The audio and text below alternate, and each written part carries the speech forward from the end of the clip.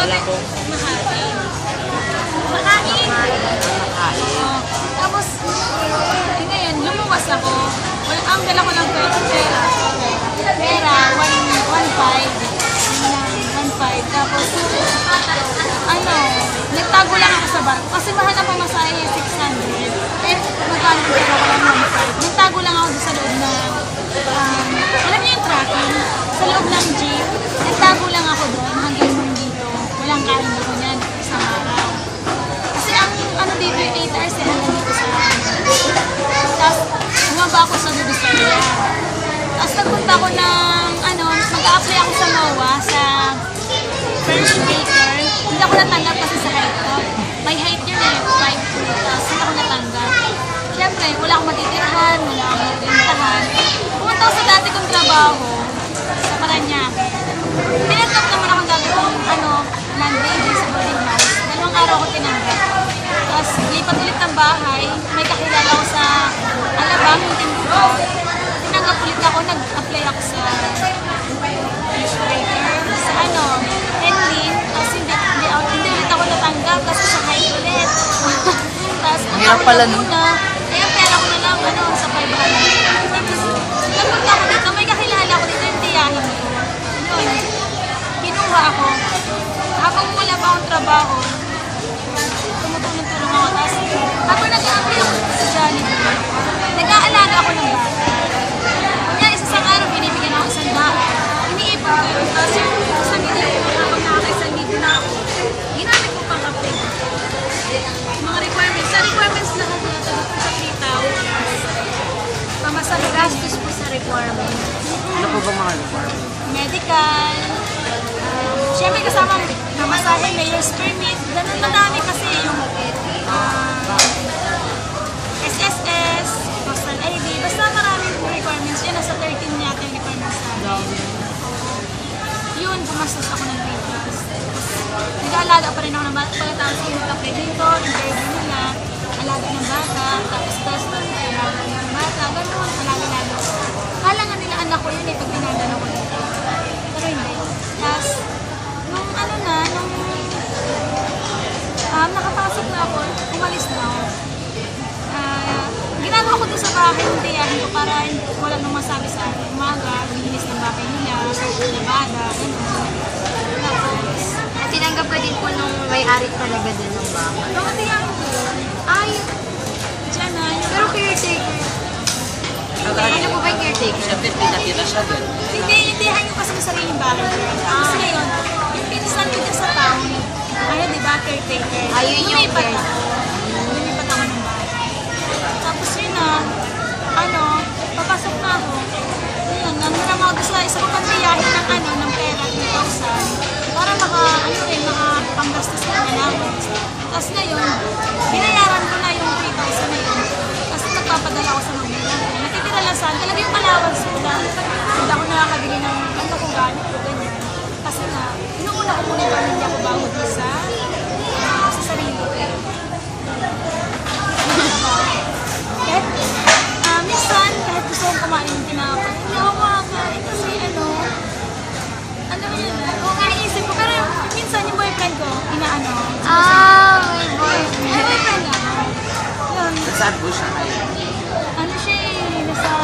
nagdi-deliver siya ng mga pyesa na sasakyan. Malayo ang yun na Makati. Saan po siya nag-uwi? Sa Litra. Paano po kayo nagkakilala? Di ba dito lang po kayo nagkakilala? Naging best friend ko siya for 1 month. Tapos sabi ko sa kanya magpaalam sa magulang ko bago siya maligo sa akin. Tapos nandito siya sa akin. Naging kami na. Best friend for 1 month. Yes!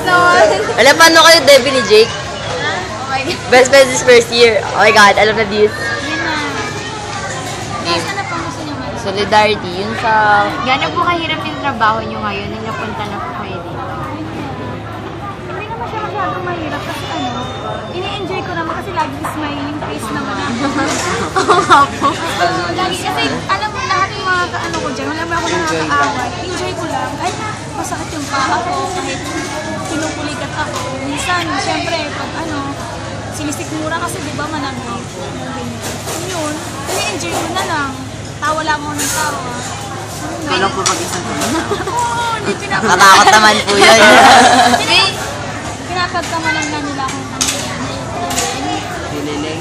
Yung may gano'n, kasi nga, tumatawa nga. Pero ang iniisip ko kasi, yung nag-iisip ako ng bagay na nakakatawa. Kasi pag naging sad ako, parang ang hirap na ng tao. Parang hindi ko makayaan may trabaho. May joke po kayong alam. Medyo, Share joke po. Debbie. Kasi po nag-joke po kami. medyo. Jokers po kami. Okay, sample, Jake, sample, Ano Jake. kaya pa nagtatanong ng bakit? Alam ko. Mukhang alam ko po. Alam mo? Ay, hindi po. Aso. Buntis. Unggoy. Joke lang. Unggoy. Kasi ikaw yun eh. Hindi ka nagtanong. Aray. Naintindihan ko. Slow, Debbie. Hello. Hindi mo nag-get? Hindi ko nag-get. Gets ko po. Anong hype ng tatanong ng bakit? Unggoy? Eh, nagtatanong ba ang unggoy ng bakit? Di ba hindi? Di ikaw yung unggoy. Kasi ikaw yung nagtanong. Oh, mukha ka kasi unggoy. May experience na po kayong masama dito na sa customer. Ayo. May ano din, Muslim. Ano, kumakain sila. Tapos di ba yung mga Muslim ayaw na karne? Ayaw po.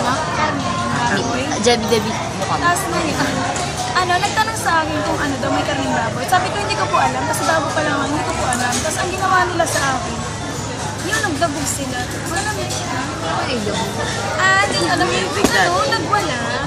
Dinala nila yung may macaroni soup. Kasi may antlahan ng baboy yun eh. Dinala din sa may manager namin. Tapos, dinala niya yung tinapon sa harapan namin ng manager namin. Tapos ako, talagang tarantado.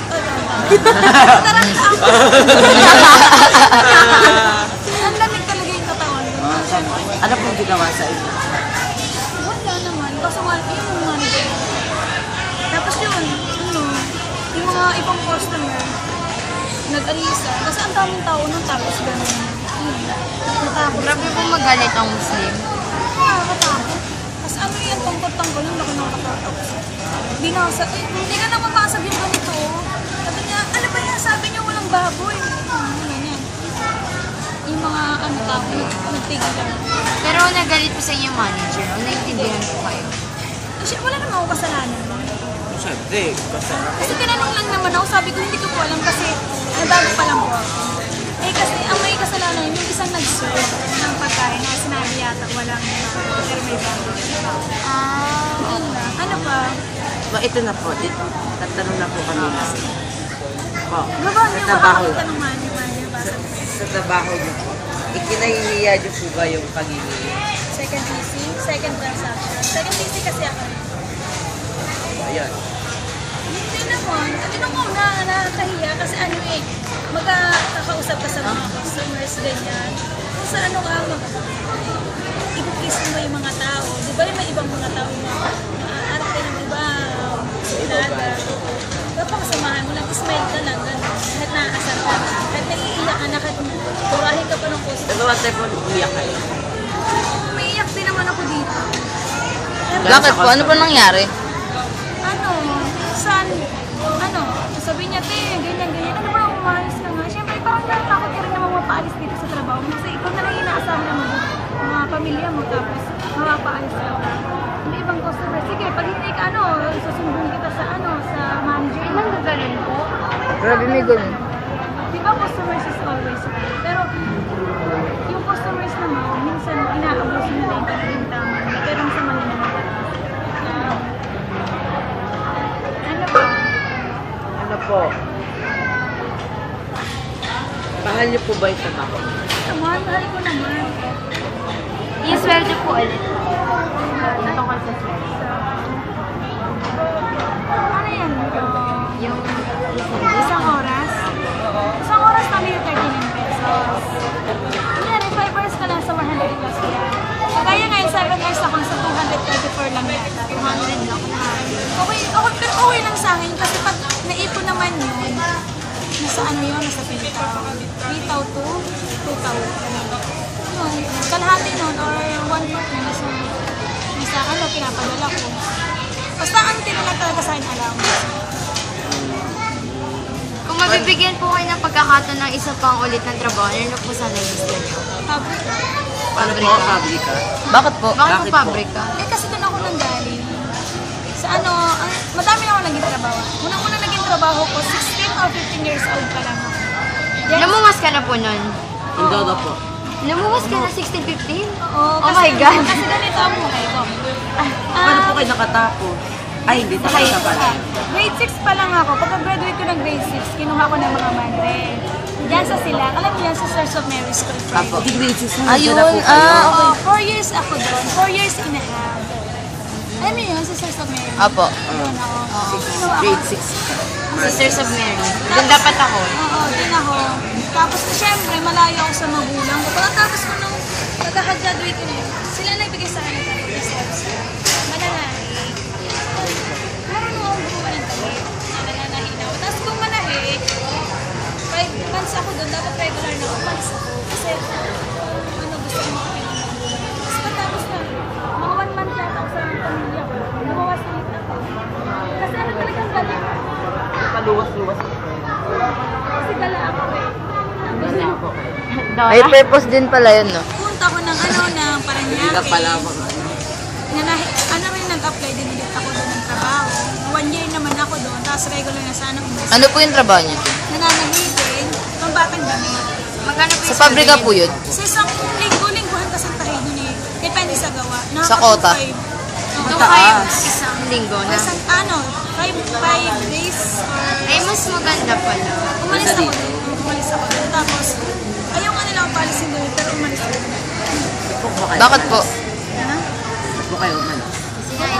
Experience kasi nga. Tapos, punta ako ng Bigutan. Wow. Punta ako ng Muntinlupa. Sa Bigutan po may nakuha po kayong trabaho. Oo, sa pabrika. Sa damitan ka sa ano nga, nananahi ako. Tapos, Buti ba nakakahanap kayo kahit first time yun lang di ba pumunta? kasi marami, Paano po kayo Ay, marami kasi ako alam. Kasi pag nagkain kasi sa Submary, lahat ng test na vocational, may encounter mo kahit AutoCAD, bookkeeping, housekeeping. Kasi ang ano ko, NC2 holder ako ng commercial cooking. Tapos, ano, punta ako na, yan, electronics, kahit saan, pwede akong pumasok. Tapos kung nasa Bikutan, punta naman ako ng Chacon, Quezon Province, di ba malayo? Doon, nanahi din ako doon ilang buwan. Tapos puwi ulit ako sa bahay, balik ulit ako. Tapos dito na. Ay hindi, sa amin muna pala, ilang buwan ako. Nagtinda ako ng nuggets, yung ano, sarap po yun. ayan. Tapos sa palengke, 2,000 ang sahod ko. Libre Per lang. day? Per month? 2,000 isang buwan. Oh? Sa amin, nasa mundo. Ayun, ano, nagtatatad ng karne. Marunong po kayo. Yung malalaki. So, may experience yun. Trabaho ka. Mahirap ang trabaho. Sa palengke, tapos bumalik ako. Dito na ako nag-transfer. Ito po. Ayun. Ano po yung tagay yung katangian? Kung bakit? Naging epektibo po kayo sa trabaho. Ano, kasi lagi, Napamahal na kayo sa luwan. mas ano, namuna sa lahat, pagkabata pa lang, tinuturuan na kami mga magulang namin sabay sa sarili namin para. Kaya yun, parang napamahal na sa amin yung trabaho kasi parang nasanay kami sa hirap. Tapos iniisip namin kung paano kami makapagpadala kasi obligasyon namin magpadala. Pag kami nakapag-asawa, hindi namin makakatulong sa kanila. Ganun. Trabaho lagi. Minsan po tinutulungan kayo ng boyfriend. Minsan po magpadala. O nagpapadala. Kasi boyfriend ko lang yan, pag naghiwalay kami, wala lang. Tsaka ano, bago pa rin naman. Ah, bago po yan. Eh, ibig sabihin nito lang. Ano nang pumasok kami? Likot. Likot. Ano pa? Yung tungkol po dito sa Jollibee. Masaya naman din. Kaso nga lang, dito kasi dapat maging promise ka. Ano po mangyayari? Tatanggalin ka. Honest ka lang. Paano po yung sa ano po? Sa Division of Labor? Opo, Division of Labor dito sa ano. Division of Labor. May discrimination. Maghahati-hati po ng, halimbawa, sa trabaho po. Eh, hati-hati ang trabaho namin. May sipsipan po ba nagagana? Wala naman. Dito naman kasi kami nakarin. May dalawa kasi kami. Sales stock or pan-second transaction kami sa pagpunta. Yung mga nakabasing bet, yung mga yan, makikita nyo, sila naman yung ano. So, sweldo nila? 39 Paras na, paras lang kami. Kasi yung mga yan sa unahan, cashier sila. Ganun din po sa Hindi po sila nag-iiba, di ba po? Hindi po sila nag-shift, parang ganun. Hindi. Sila naman po sales na kay kapag luluto. Hindi pwede. Wala sa lahat sila. Hanggang matapos na po yung term po dun na 5 months. Oo. Depende kung hindi nila kaya. Depende sa manager kung ilipat sila. Kumabae. Ilipat sila. Tapos, yung nandun sa likod, yung nagluluto, talaga maluluto sila. Kasi hindi naman pwede ako mag-stay sa kusina ako doon sa likod, diba? Walang maluluto. Yung division talaga. Hindi pwede. Ito ano naman po, sa pagtutulungan ng mga Macro dito. crew. Dito naman tulungan lahat kasi diba Jollibee. Kaya tinawag na Jollibee. Sabi nila, kaya yung tinawag itong Jollibee, diba nagtutulungan? Dapat makagawa ng isang bahay yung mga bis.